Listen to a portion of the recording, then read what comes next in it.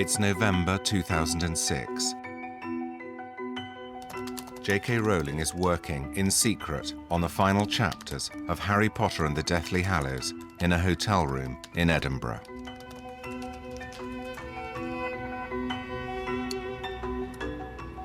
Yeah, I've helpfully made the note for myself. This will need very serious planning. I don't know when I wrote that. And I was quite right in that. The Harry Potter series has taken 17 years to write. It's an epic saga of childhood confusion, danger, and adventure. But it's more than just a children's story. Behind the witchcraft and the wizardry lies an intensely moral fable about good and evil, love and hatred, life and death. My name is James Runcie. I'm a writer and a filmmaker, and I want to find out the secret of J.K. Rowling's success. How has she done it? And where has it all come from? You look really nice, Jem. Oh, thank you.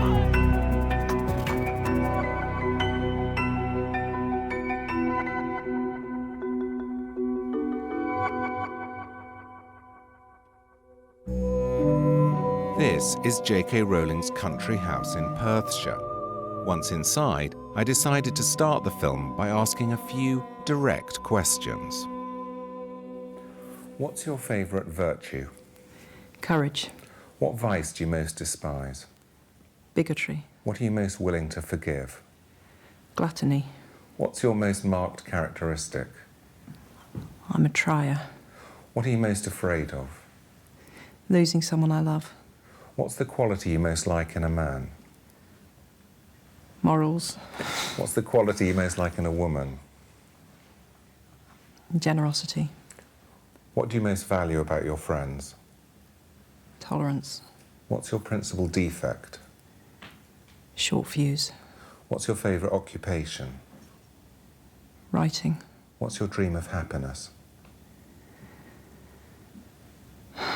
Happy family. The desire for a happy family comes, in part, from a difficult childhood. Like her orphaned hero Harry Potter, Joanne Rowling was brought up on a suburban British street, first in Yate, just outside Bristol, and then a few miles down the road in Winterbourne. The house even had a cupboard under the stairs. But unlike Harry Potter, Jo wasn't made to sleep there.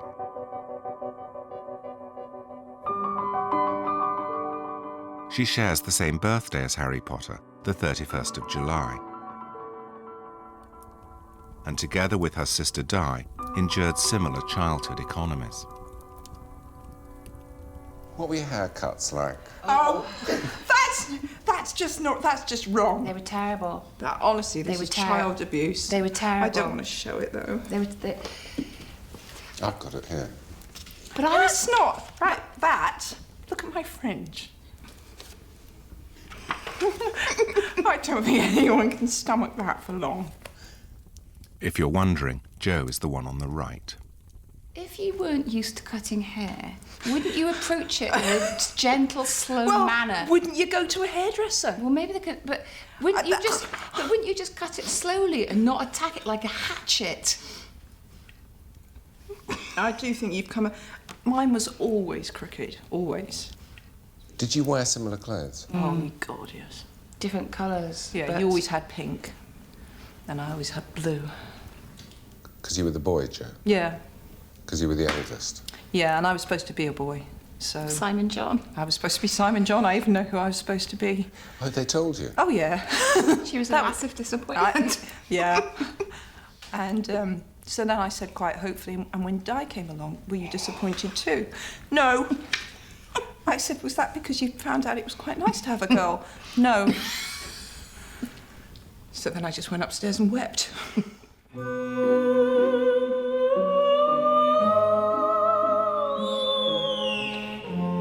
When Jo was 9 years old, the family moved to a village outside Chepstow on the edge of the Forest of Dean. Here was a location that offered a whole range of imaginative possibilities, magical creatures, mystery and intrigue. I'm very drawn to the forest, and it's my favourite part of the Hogwarts grounds. The advantage of a forest is it can be so many things. It can be a place of enchantment. You never imagine a crowd in a forest, it's a solitary place. Is it because it used to be a place of shelter and safety to us, I suppose? So I think I'm very drawn to them, even though they can be spooky. Jo wrote stories from an early age. There was resonant material all around her. She even lived next door to a graveyard. The family lived in this house. Jo and her sister Di earned extra pocket money as part-time cleaners of St. Luke's Church. I cannot overstate how cold it got in this church in winter when we were cleaning it. It was freezing for £1 each. It's tragic, really.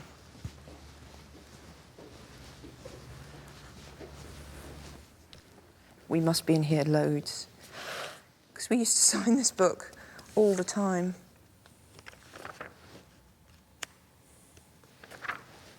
Oh, God, I know. Oh, look, it's me. There I am.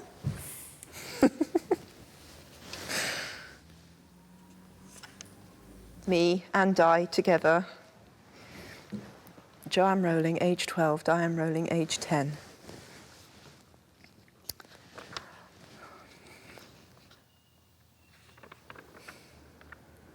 It's a name I stole for Harry Potter, for an unpleasant character as well.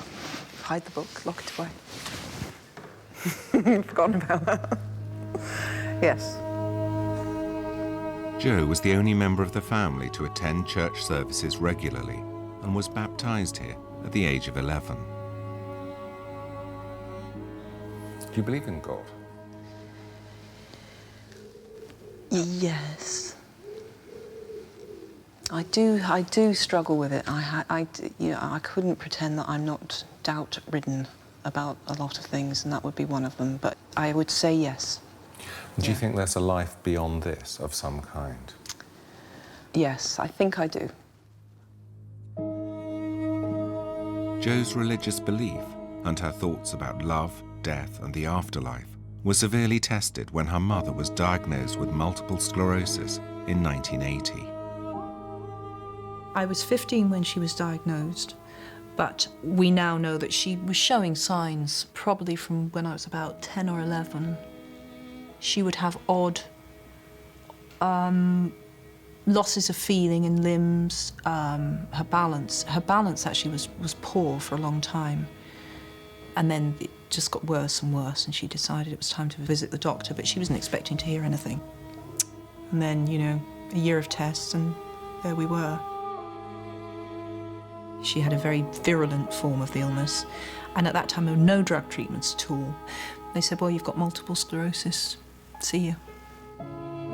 The illness was to have a devastating impact on the two girls, particularly as they found their father difficult.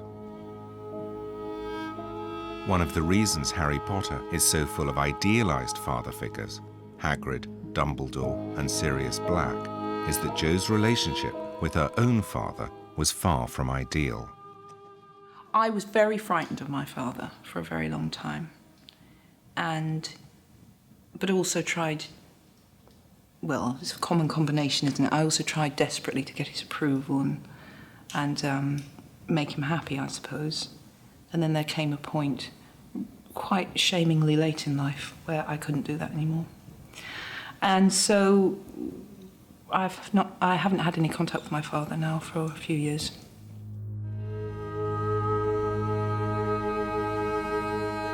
The absence of any meaningful relationship with her father and the long, slow loss of her mother are two of the most important influences on Jo's writing. Anne Roulin died in 1990.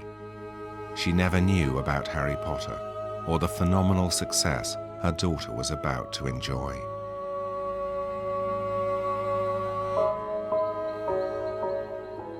The death of Joan Rouling's mother was to have a profound effect on her writing. In many ways, the whole of Harry Potter is one giant attempt to reclaim a childhood.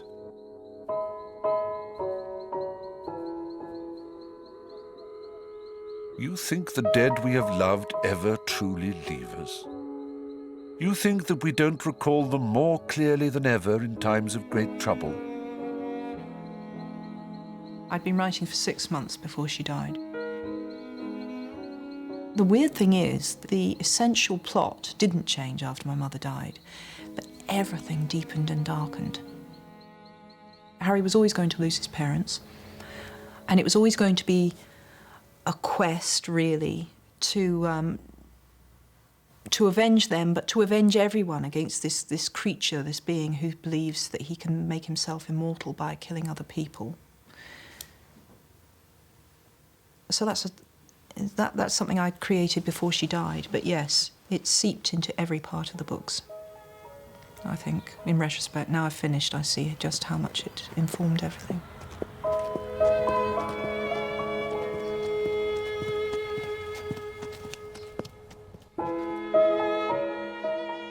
Was she the first person you saw dead?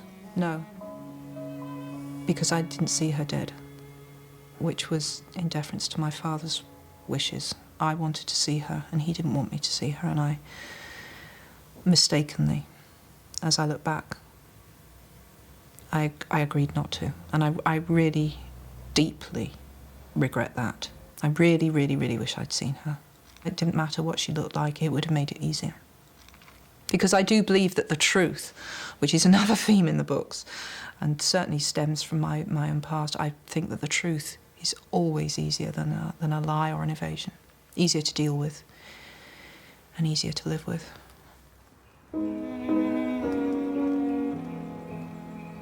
After her mother's death, Jo moved to Portugal to teach English as a foreign language.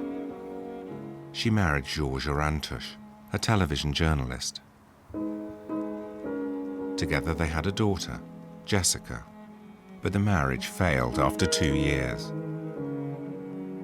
Jo succumbed to depression. I'd had a short and really quite catastrophic marriage, and I'm left with this baby, and I've got to get this baby back to Britain, and I've got to rebuild us a life. And adrenaline kept me going through that, and it was only when I came to rest that it hit me what a complete mess I had made of my life. And that hit me quite hard. We were as skint as you can be without being homeless. In other words, we were existing entirely on benefits. And at that point, I was definitely clinically depressed. And that's just characterised for me by a numbness, a coldness, and an inability to believe that you will feel happy again or that you could feel light-hearted again. It's just all the colour drained out of life, really. And I loved Jessica very, very much, and was terrified something was going to happen to her, because I think I'd gone into that very depressive mindset where everything's gone wrong, so this one good thing in my life will now go wrong as well. So it was almost a surprise to me every morning that she was still alive. I kept expecting her to die, or it was a bad, bad time. Jo's depression inspired her creation of the Dementors in the Harry Potter series. Dementors are among the foulest creatures that walk this earth. They infest the darkest, filthiest places. They glory in decay and despair. They drain peace, hope, and happiness out of the air around them.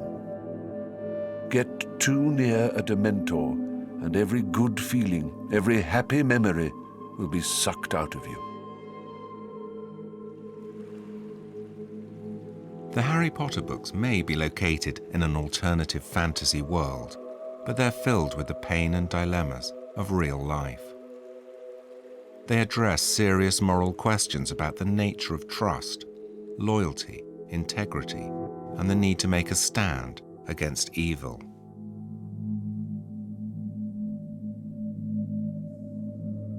Through the series, Harry Potter has to learn what it means to be a force for good against the dark arts of Lord Voldemort. I think we all understand what an act of evil is, and Voldemort qualifies extravagantly for acts of evil. He's killed not out of self-defense, not to protect, not for any of the reasons that we might all be able to envisage, or most of us could envisage ourselves killing in certain extreme situations if people we loved were threatened or in war. He's killed cold-bloodedly, sometimes for enjoyment, and for his own personal gain. I call that evil. And yes, at the end of the book, you have a clash of two utterly, utterly different, again, for want of a better word, souls. One that has been maimed and has become less than human, because to me, human includes the capacity to love, and Voldemort has deliberately dehumanized himself. And this flawed, vulnerable, damaged, and yet still fighting, still loving, still daring to love and daring to hope soul, which is Harry. And they meet and they clash, and it's what happens when they clash that gives us our denouement.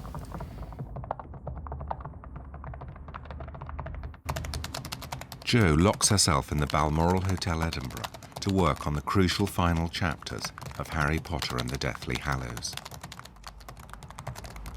It's January the 11th, 2007, and the end of 17 years of writing.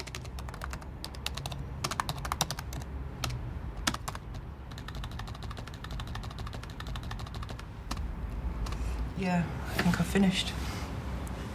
Hey, Jo, well done. Thank you. Well, you don't know, it might be rubbish. Some people will loathe it. They'll absolutely loathe it. But the thing is, that's as it should be, because for some people to love it, others must loathe it. That's just in the nature of the plot. Some people won't be happy because of what they wanted to happen hasn't happened. And to an extent, there's so much expectation from the hardcore fans that I'm not sure I could ever match up to it. But I'm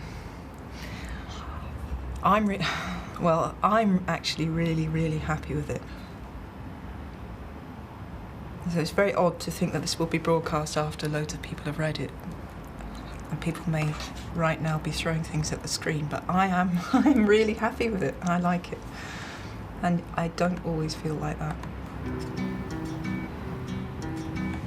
Jo puts on the page numbers and saves the document.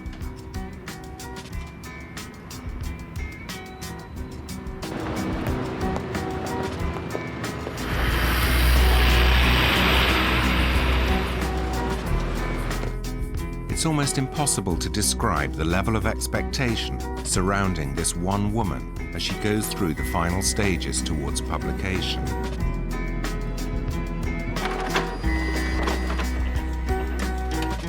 The process all seems so normal, almost boring. But this is now the most valuable manuscript in publishing history. She takes it in person to her agent, Christopher Little, in London. The handover is at Heathrow Airport at 10:43 on Friday the 12th of January 2007. The manuscript is taken to Jo's editor. After she's read it, she goes through it page by page, checking that every loose end is tied up.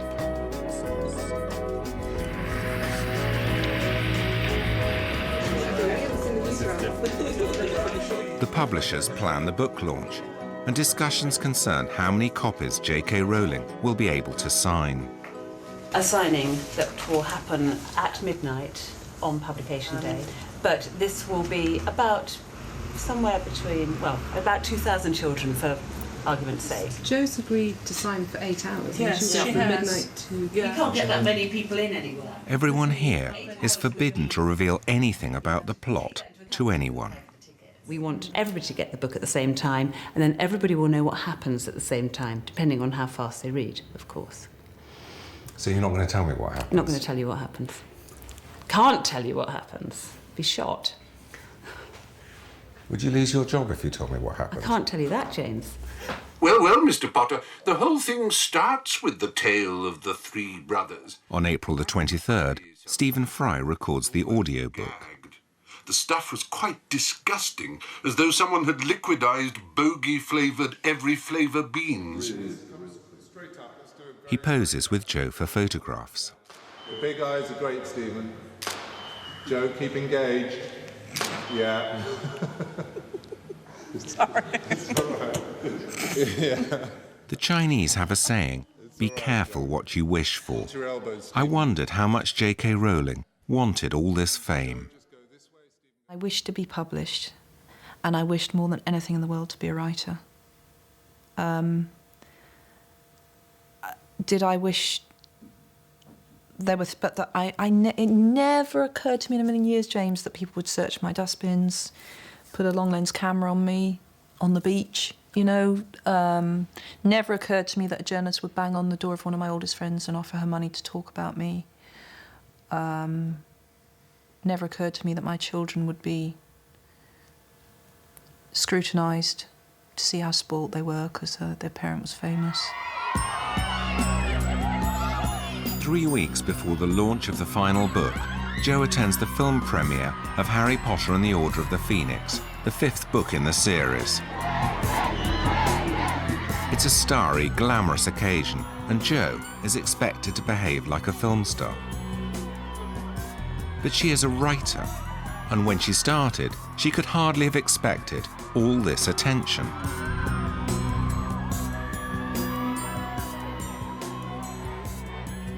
What about the razzmatazz and all that stuff? Well, some of it's fun, and some of it's frankly horrible.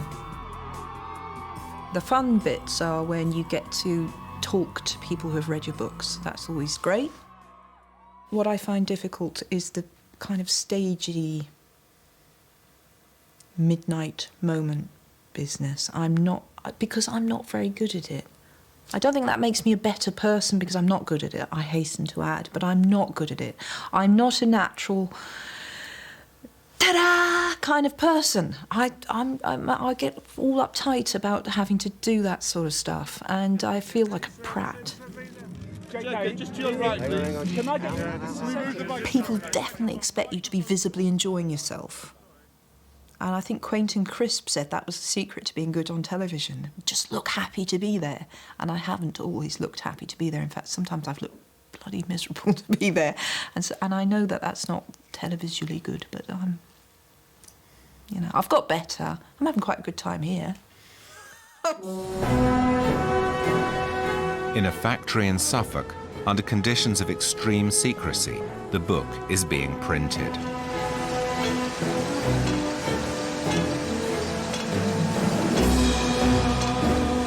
So far, the Harry Potter series has sold 350 million copies in 65 different languages. The conclusion to the series is about to become the fastest-selling book in history.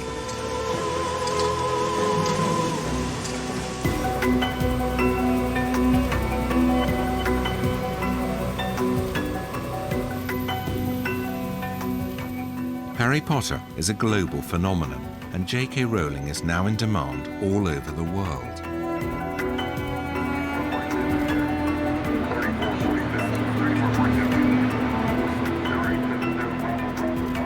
It's clearly a story with a happy ending.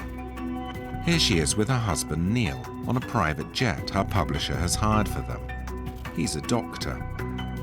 They married in 2001 and have 2 children, David and Mackenzie. I wondered what their marriage was like and if there were tensions. What is J.K. Rowling like to live with? Tell the truth. Yeah, I'm going to tell the truth. Excellent. She'll detaches us. When she becomes very stressed, she'll detach herself and only trust one person, and that's herself. So everyone else gets blocked out, and she becomes more and more stressed and less able to accept any help. So that's presumably quite stressful for you. Well, it is stressful. basically the barriers go up, and it's not just me, but it's everyone else around her. Only one person is trusted, and she's got to do everything herself, despite the fact that, you know, it's not possible to do everything herself. But Jo's single-mindedness has led to the most anticipated book launch in history.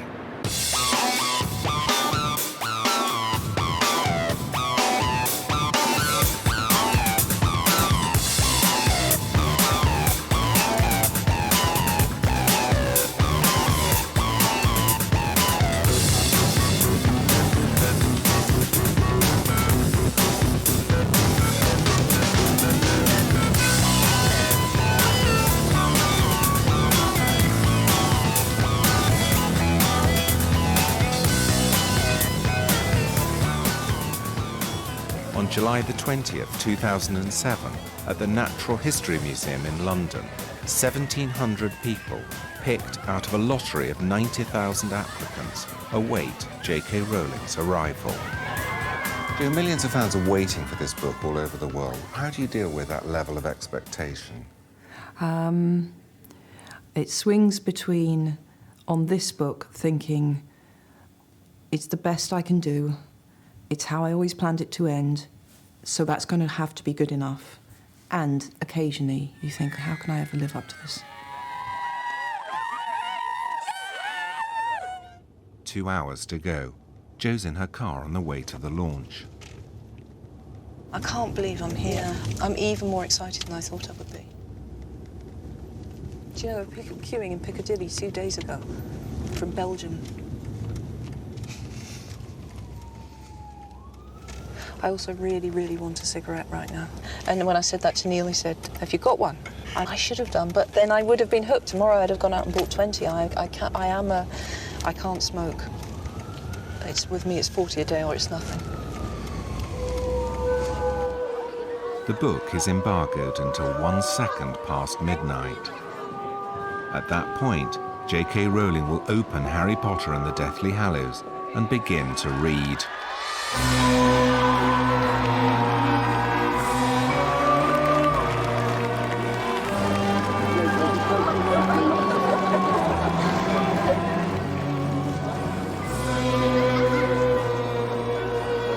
The countdown takes place worldwide. 6!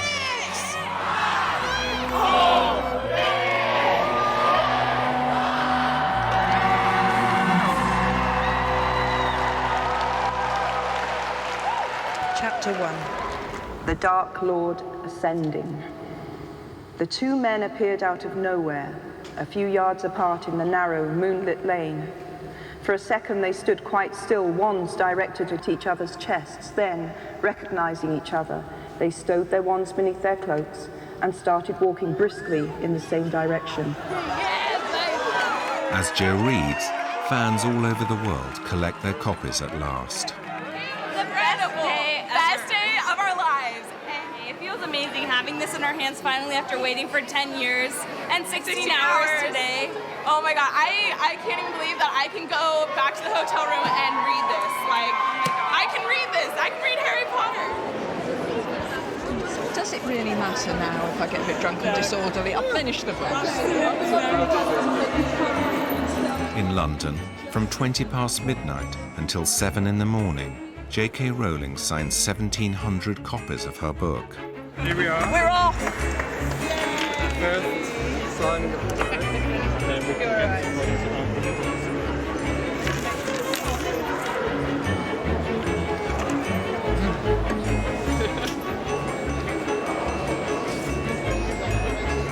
Do you know what, Hugo? You will find someone who is called Hugo in this book.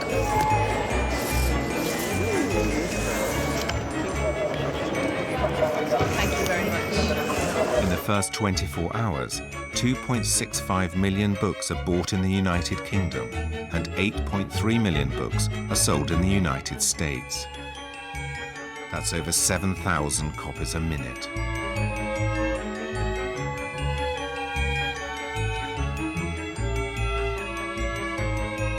What readers find at the end of the last book is that this has been a story about the redemptive power of love. But if you don't want to know the ending, this is the time to look away for a couple of minutes.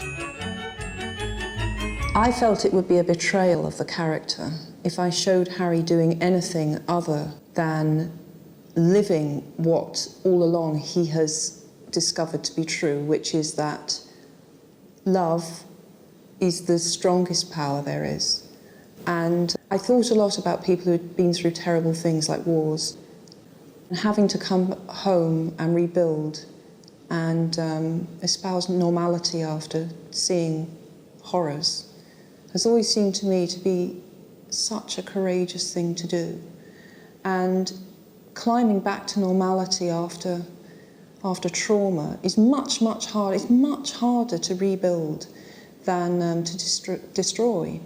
In some ways, it would have been a neat ending to kill him, a neater ending to kill him, but I felt it would have been a betrayal because I wanted my hero, and he's my hero, to do what I think is the most noble thing. So he came back from war and he tried to build a better world, I suppose, corny as that sounds, both on a small scale for a family and a larger scale.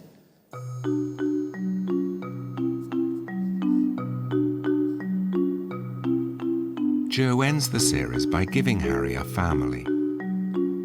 She's worked out the future of all the surviving characters and draws out a family tree for the Potters and the Weasleys.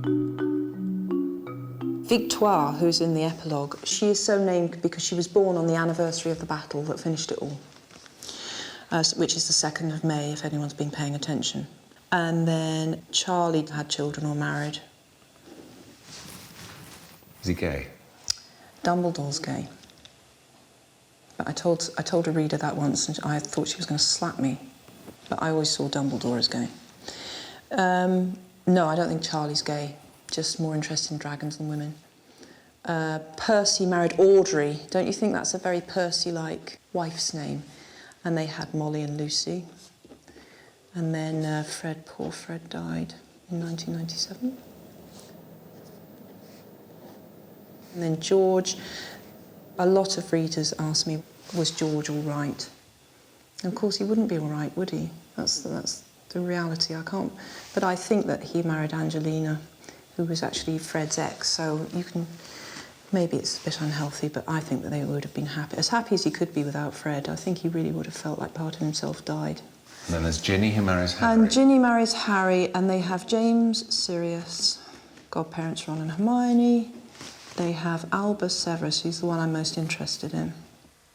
And then third, Lily Luna, for their dear friend. And what happens to Luna? Oh, Luna marries Rolf Scamander, who is the grandson of a great naturalist, so they'd have a very interesting life, globe-trotting and looking for weird animals. But I think she'd have twin boys. But later, that would be much later than this lot, who all settled down earlier. And are they happy? Yes, I think so. My lot are all happy. The twin boys have got names too. Lorcan and Lysander, if that's all right with you. Very Shakespearean. I can't help it. You know what it was like? It was like running a race and you get to the finishing line and you're running too fast to stop. So I do know what happened afterwards. So I couldn't stop my imagination doing that. So I know this sounds an awful lot of detail to go into for your own satisfaction and not because you're planning to write more books, but that's just how it was. I couldn't stop. I had to know what happened next. Well, you always have to know more than you put in, don't you? Yeah. And I carried that on into another generation, but yes, So all of that could be another book. Yeah. Don't. No, it can't be. No. I think it would. I think it's definitely time to stop. Time to stop now. It gives me a certain satisfaction to say what I thought happened and to tell other people that because I would like my version to be the official version still, even though I've not written it in a book, because it's my world. But no, I don't want to write any more Hogwarts books.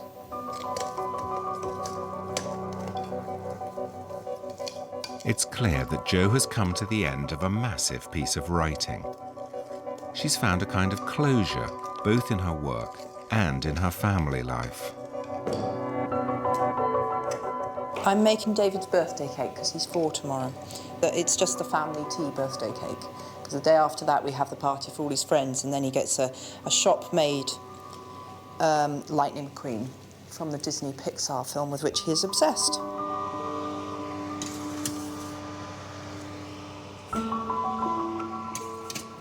Baking really reminds me of my mother. She made fantastic cakes, so that really makes me feel like I'm doing the proper motherly thing when I'm making birthday cakes. And David really likes my cakes, particularly. Did you grow up with the smell of baking? Yeah, my mum was a good cook, but she didn't get to stretch her wings much because my father greatly mistrusted foreign food. But on cakes and buns and bread, she was fantastic, and that was permissible, so that's where she got to show her paces, as it were. The memory of childhood is clearly one of Jo's main themes, but now that both she and Harry Potter have families, has she lost her principal inspiration? I'm happier now than I've ever been in my life. I'm happier now than I was as a child, teenager, young adult. You know, I think middle age is probably going to be my time. If her life and her writing have been some kind of struggle for completion, and she's now found it, what, if anything, is she going to do next? Has she written her last book?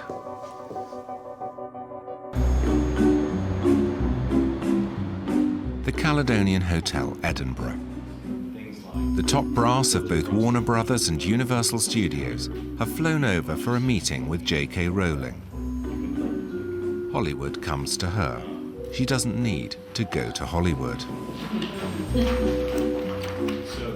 They're discussing the building of a massive 20-acre Harry Potter theme park in Florida and are seeking her approval. You know what? Sitting in a room full of people who are trying to impress you, that's when I feel at my most fraudulent. Because I feel like I'm about 13 and they're all grown-ups. And I cover that up quite well, but I often think, why are you all looking at me for? Because for years I was the least important person in the room, and I was doodling on my notepad when I should have been taking minutes and actually writing Harry Potter stories. The howler is floating in space, and its mouth is moving, but you can't hear what it's saying. But if you stand in the perfect spot right in front of this window, you have what's called hypersonic sound, and only that one person can hear what the howler is saying. I think it must be quite odd to be J.K. Rowling. Half of her life seems almost normal, while the other half seems completely mad. And the sensor will tell that there's somebody there. It will open its eyes, growl, and lunge at you. There's also the question of money. According to some press reports, Yeah. you have £570 million. Mm-hmm. Is this true? Those reports are bollocks. How much do you have? Loads, but I'm not telling you how much, but it's definitely not 570. Why won't you tell me? Because I think it's private. But you have lots of millions of pounds. Yeah, I do. Money means that J.K. Rowling can afford to do her Christmas shopping in Tiffany. There's a new curve that we have. It's wonderful. It's great. Yeah.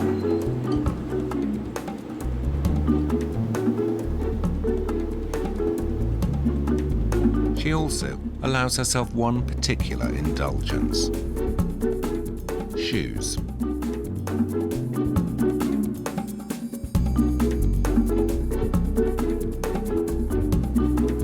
Why do girls love shoes so much? I want all of those. You're really nice. Do you worry about people asking you for money all the time? No. Do they? Honestly. Strangers write to me and ask for money. A lot. And sometimes I've given it.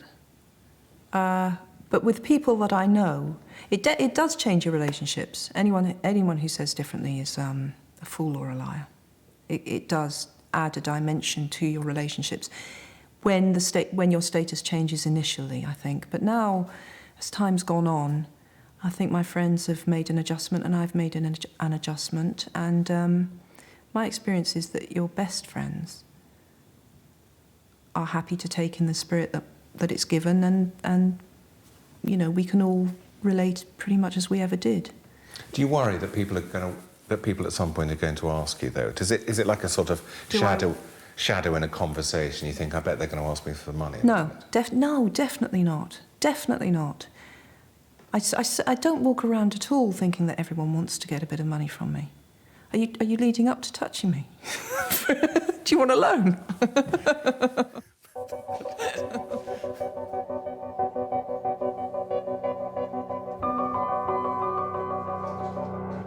Every week, Jo Roulin receives up to 1,500 letters, either from fans or from people asking for charitable donations. That's over 75,000 letters a year.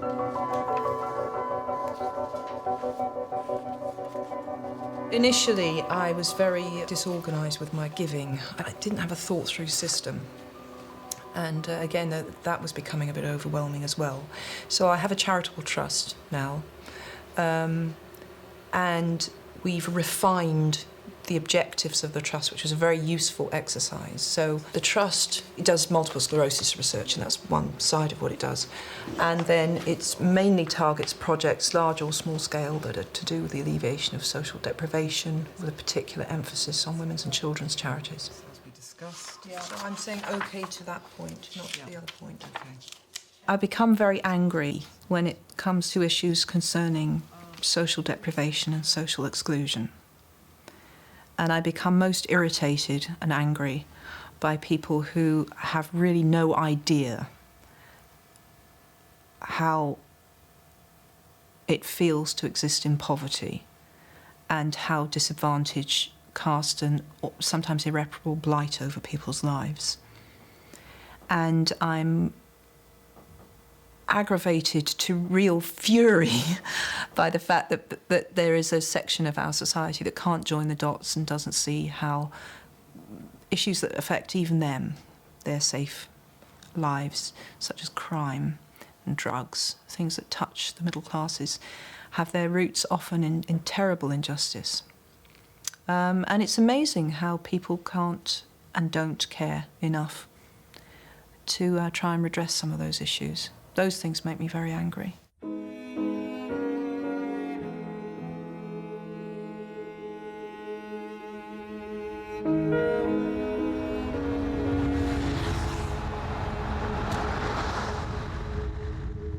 Jo Roulin has given away millions of pounds. She's never forgotten what it was like to have very little money. Amidst all the fame and the trappings of success, it's probably quite easy to lose sight of who she was when she started out.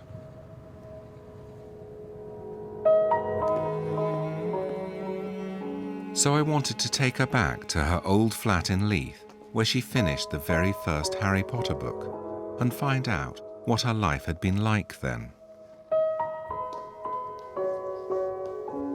It's only a few miles from her main house in Edinburgh, but this is the first time she's been back.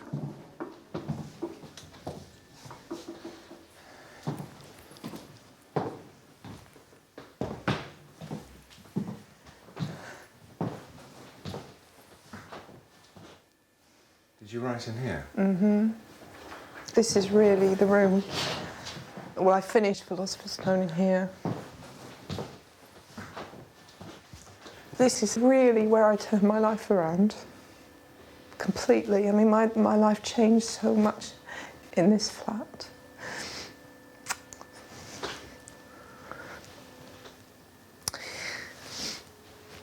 I feel I really became myself here, in that everything was stripped away. I've made such a mess of things, but that was freeing.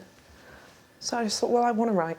So I wrote the book. And what is the worst that can happen? It gets turned down by every publisher in Britain, big deal. So, you know, it's really back to the old time here. My bedroom's a lot, well, my bedroom, the bedroom is a lot tidier now, God. God, that's much. This was a tip when I lived here. Oh, look, Harry Potter books. Now that's really freaky.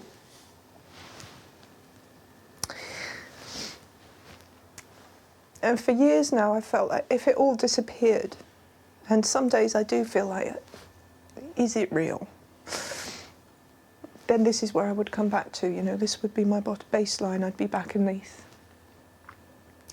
And obviously if I'd known that 10 years, well, was it, yeah, 10 years on, I'd come back here with a film crew and there would be my published books in someone else's bookcase in this room.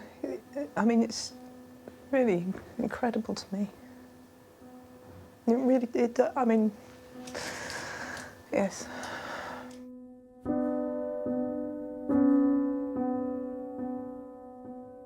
Because it's such a well-worn part of my story now, it's a big yawn to hear how I wrote it, as though it was all some sort of publicity stunt I did for a year. But it was my life, and it was very hard. And I didn't know there was going to be this fairy tale resolution. And coming back here is just full of ghosts.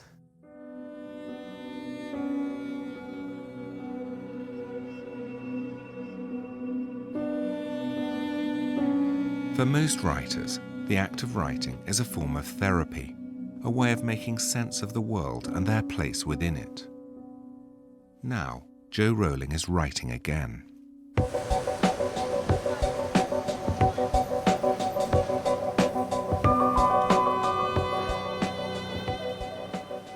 So, Jo, what are you writing now? A story that I describe as a political fairy tale. And it's for, I think, slightly younger children, so that will probably be the next thing that I finish.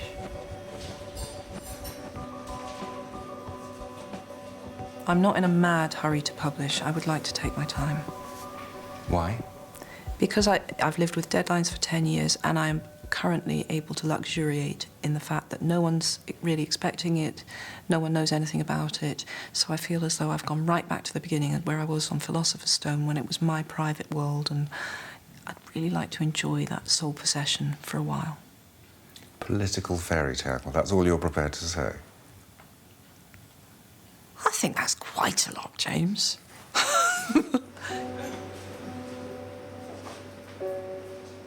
It's the end of a year of filming.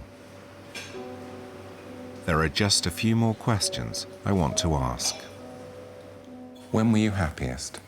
Hospital for the birth of each of my children, and Venice last year with Neil. What's your biggest regret? That I didn't keep my mother on the telephone longer the last time I spoke to her. What do you still want to achieve?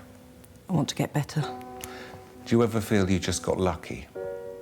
Having the idea was lucky. Do you ever feel a fraud? Less as I get older, but I have done. What keeps you going? I'm a born trier. Why do you still write? Because I love it and I need it. How would you like to be remembered? As someone who did the best she could with the talent she had.